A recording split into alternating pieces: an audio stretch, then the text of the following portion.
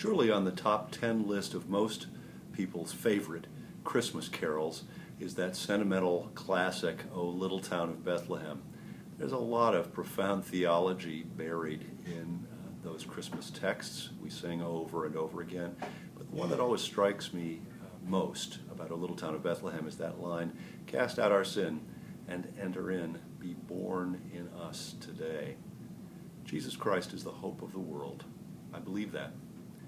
And I believe, too, that we can assert that with confidence because of the truth proclaimed in that old chestnut Christmas carol. Christ indeed has chosen to be born in this world and has chosen to continue to be born in us, in his body, in the members of Christ's risen body.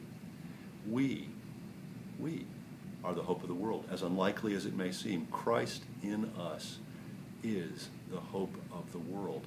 I think that's the point of the epistle, the letter to the church in Colossae, the Colossians, when the writer says, Christ is in you. That's the hope of glory.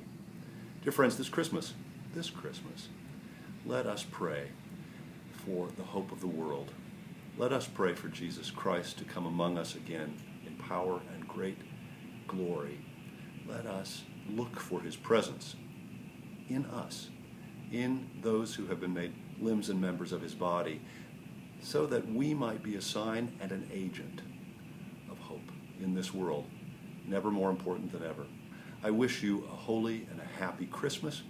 I wish for you the presence of Christ, born in us, to come alive and to lead us into hope and action and great love. Happy Christmas.